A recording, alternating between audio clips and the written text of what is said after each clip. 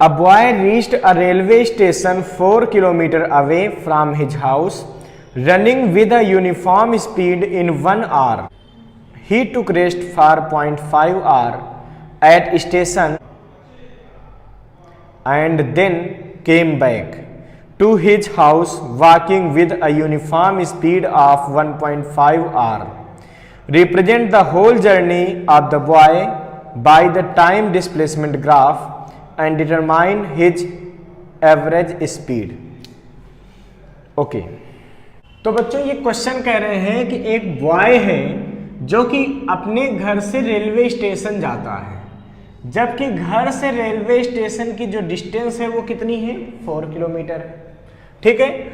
और इसको जाने में, इस बच्चे को यहाँ तक जाने में जो टाइम लगता है वो यूनिफॉर्म स्पीड से गया है, लेकिन जो जाने में टाइम लगता है वो हमको दे दिया गया T1। कितना दे दिया गया बच्चों? ये दे दिया गया 1 आवर, ठीक है। अब कहा जा रहा है कि वो यहाँ पे 0.5 सेकेंड तक 0.5 आवर तक रेस्ट करता है, तो यानी कि 0.5 आवर तक वो क्या करेगा? रेस्ट करेगा। तो T2 क्या हो जाएगा? 0.5 आवर हो जाएगा। ये रेस्टिंग टाइम हो गया, वो रेस्ट कर रहा।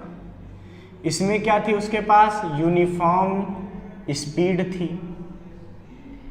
अब बच्चों हमसे कहा जा रहा है कि फिर वो यूनिफॉर्म स्पीड से 0.5, अब बच्चों हमसे कहा जा रहा है वो यूनिफॉर्म स्पीड से 1.5 आवर में वापस लौट जाता है। मतलब अभी भी यूनिफॉर्म स्पीड है और वो क्या हो गया, यहाँ से रिटर्न बैक हो गया, वापस आ गया। पहले वो दौड़ के पहुंचा रेलवे स्टेशन, आधा घंटा उसने रेस्ट किया, फिर वो वापस आ गया। हमको इस पूरे अरेंजमेंट को ग्राफ से रिप्रेजेंट करना है, ठीक है। तो बच्चों देखिए, ग्राफ बनाते समय आपको कुछ बातें याद रखनी चाहिए, जैसे टाइम टोटल कितना लग रहा है, देखिए 1.5 यानी कि टोटल बात करें तो 3 आवर का टाइम लगा। और डिस्प्लेसमेंट टोटल कितना दिखाना आपको, यहां से यहां तक का, यानी कि 4 किलोमीटर। तो इधर बच्चों हम डिस्प्लेसमेंट दिखाएंगे और इधर क्या दिखाएंगे? टाइम। तो पहले डिस्प्लेसमेंट देखेंगे, 1 2 3 4 5।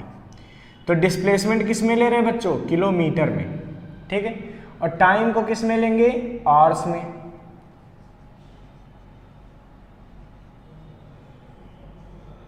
ये कितना होगा देखो, 0.5, फिर 1, फिर 1.5, फिर 2, फिर 2.5, फिर 3, फिर 3.5।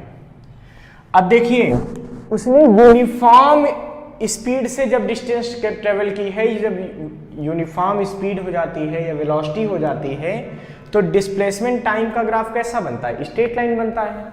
तो बच्चों पहले जाने में उसका टाइम डिस्प्लेसमेंट का ग्राफ कैसा बनेगा? स्ट्रेट लाइन बनेगा। तो स्ट्रेट लाइन बनेगा, अच्छा वो है पहले यहाँ पे देखो, टाइम जब शुरू हुआ तो उसका डिस्प्लेसमेंट 0। अब वो 1 घंटे में यहाँ पहुँच गया, तो यानी कि देखो टाइम कितना लगा उसको? 1 आवर।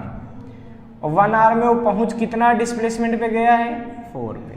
ये बन गया 1 आवर टाइम पे वो कितना डिस्प्लेसमेंट पहुँच गया? 4। यानी कि ये ग्राफ कैसा बन जाएगा? ये ऐसे बन जाएगा। स्ट्रेट लाइन क्यों बना? क्योंकि उसकी स्पीड क्या थी? यूनिफॉर्म थी बच्चों। अब बच्चों इसके बाद क्या हो रहा है, उन्होंने कहा कि 0.5 आवर तक उसने फिर रेस्ट किया। अब 1 के बाद 0.5 आवर, मतलब समझ रहे हो 1.5, ये वाला पॉइंट। यहां तक इस बच्चे ने क्या किया? यहाँ पे रेस्ट किया, इस बॉय ने यहाँ पे रेस्ट किया। तो वो ऐसे रेस्ट करेगा। रेस्ट का ग्राफ कैसा बनता था? अभी मैंने समझाया था कि जब रेस्ट कोई चीज होती है तो उसका ग्राफ ऐसा बनता है, ये बन गया, ठीक है। रेस्ट में क्या होता है? डिस्प्लेसमेंट के परपेंडिकुलर ऐसे लाइन खींचते हैं, ऊपर जाते डिस्प्लेसमेंट बढ़ जाता, नीचे आते डिस्प्लेसमेंट घट गया। रेस्ट का मतलब डिस्प्लेसमेंट ना कम हुआ ना ज्यादा हुआ, तो ये बन गया। इसके बाद क्या हो रहा? उसके बाद वो 1.5 आवर में वापस आ जाता है। तो देखिए 1.5 आर के बाद उसका डिस्प्लेसमेंट कितना बचेगा, वापस यहीं आ जाएगा, तो उसका डिस्प्लेसमेंट फिर से क्या हो जाएगा, 0। लेकिन यहाँ से 1.5 आर का मतलब कितना हो गया, 0.5 0.5 0.5, यानी कि टोटल ये हो गया। तो ये बच्चों पोजीशन हो गई उसकी फाइनल वाली, ठीक है। ये 1.5 आर में यहाँ पे वापस आ गया।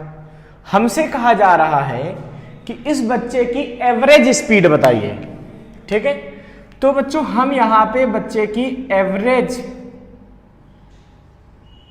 स्पीड और एवरेज वेलोसिटी दोनों फाइंड कर लेते हैं, ठीक है, ताकि कभी ये ना रह जाए कि एवरेज वेलोसिटी कैसे निकाल सकते थे, अगर मन में ऐसा आ जाए तो हम सोचते रह जाएंगे। सोचो एवरेज स्पीड का फार्मूला क्या था भाई, एवरेज स्पीड का फार्मूला होता है बच्चों total distance upon total time, ठीक है। टोटल डिस्टेंस कितनी हुई सोचो, यहां से 4 और फिर 4 वापस, यानी कि 4 4 कितना हो गया, 8 किलोमीटर। तो टोटल डिस्टेंस हो गई बच्चों 8 किलोमीटर अपॉन टोटल टाइम, तो यहां से यहां तक का टोटल टाइम कितना है, 3 आर। तो यानी कि एवरेज स्पीड आ गई 8/3 किलोमीटर पर आवर। तो एवरेज स्पीड कितनी हो गई देखो, 8/3 किलोमीटर पर आवर। क्यों, क्योंकि 4 किलोमीटर गया था फिर 4 किलोमीटर वापस आया, मतलब टोटल डिस्टेंस हुई 8 किलोमीटर। तो total distance upon total time, 8/3 यानी कि आ गया हमारे पास 8/3 किलोमीटर पर आवर। इसके बाद बच्चों बात आती है कि अगर हमको एवरेज वेलोसिटी निकालनी हो तो क्या निकालेंगे, एवरेज वेलोसिटी। तो एवरेज वेलोसिटी बराबर हो जाएगा नेट डिस्प्लेसमेंट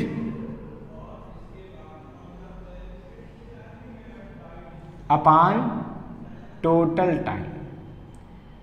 तो बच्चों नेट डिस्प्लेसमेंट कितना हुआ सोचो, वो जहां से चलना शुरू किया वहीं आ गया, मतलब इनिशियल और फाइनल पोजीशन दोनों एक हो गई। और हमने बताया था डिस्प्लेसमेंट क्या होता है, the shortest distance between initial and final position.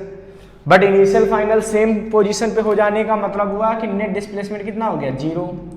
और टोटल टाइम कितना लग रहा है यहां से यहां तक देखो, 3 आवर का, यानी कि आंसर आ जाएगा 0।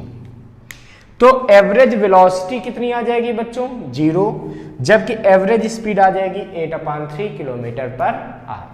इस क्वेश्चन के सॉल्यूशन को आप नोट कर लीजिए बच्चों।